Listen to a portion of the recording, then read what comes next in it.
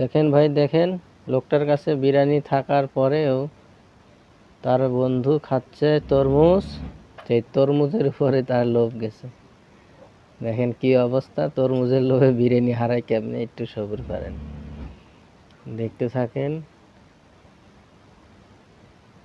এই তরমুজওয়ালা বেটা কি করছে, বড় তরমুজটা ভিতরে আগেই খায়া ফেলছে।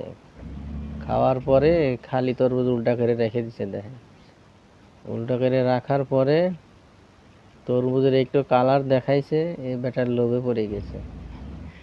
এই জন্যে তো মানুষ কয় লোভে পাপ, পাপে মৃত্যু। দেখেন তরমুজের লোভে বিরিয়ানি কি করে হারায়।